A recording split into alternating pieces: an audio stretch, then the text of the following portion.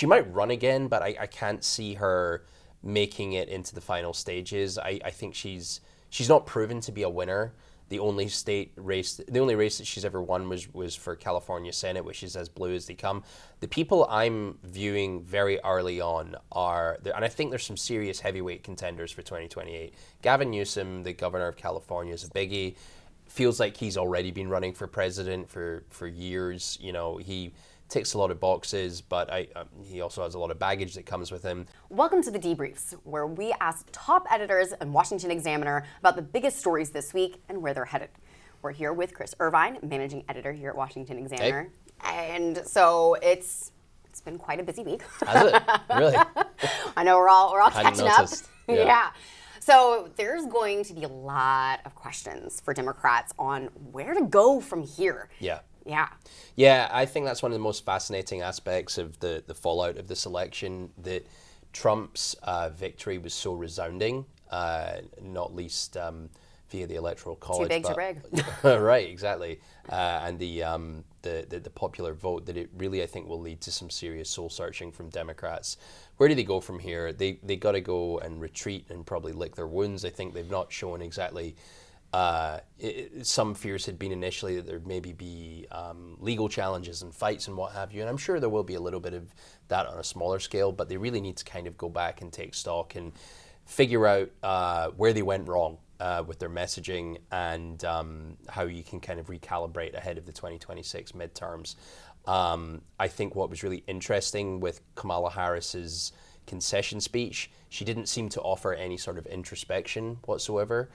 She talked about continuing the fight, and when you get knocked down, you keep going. Joe Biden just delivered a speech of somewhat similar ilk, and I think there needs to be a moment where, rather than them just saying you get knocked down in your horse and you keep going on the same message, where is the disconnect with the American voter now? Because that, I think, is the big problem for the Democratic Party. Right, and we were there at the Howard University speaking to students, and they were all saying they hope Harris runs again. But she couldn't even make it past Iowa the first time she tried. She was basically coordinated into this position. Who do you think is next up in line at 2028? Sure. As much as her current supporters hope it's her, it's not. I mean, look, I think that's probably raw emotion speaking, and the people that turn up to Howard University to watch Kamala Harris give a concession speech are probably going to be fans of Kamala Harris. I'd be really surprised if she ended up here. She might run again, but I can't see her making it into the final stages. I think she's not proven to be a winner. The only race that she's ever won was for California Senate, which is as blue as they come. The people I'm viewing very early on and I think there's some serious heavyweight contenders for 2028. Gavin Newsom, the governor of California, is a biggie. Feels like he's already been running for president for years. You know, he ticks a lot of boxes, but he also has a lot of baggage that comes with him. We actually spoke to him while we were in California for the primary Republican debates, and he was there, and he said and what we felt was almost a jab to Biden, saying, "Oh, I'm too old to run for president." But he's, like you said, basically been doing a backdoor campaign this whole time. Yeah, and he's not surprised me. He has been conspicuous by his absence on the Harris campaign trail. I don't think you want to get tarnished by the brush there.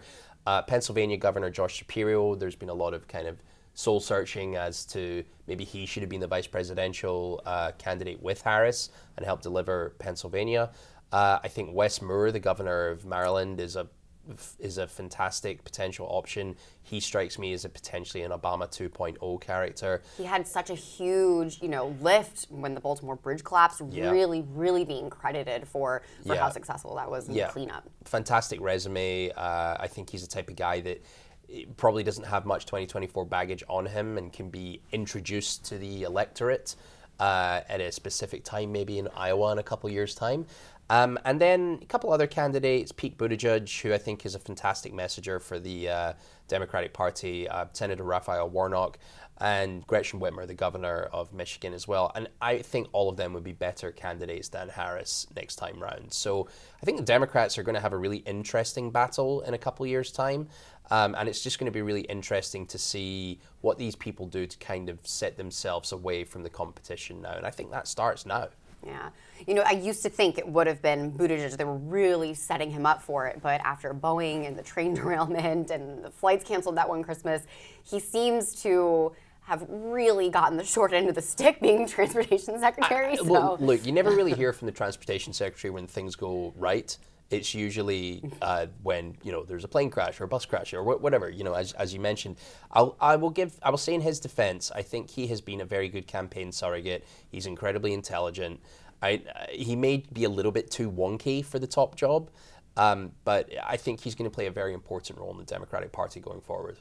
All right, well, we've got at least 2 more years before they're back on the campaign trail and announcing that. So all speculation until then.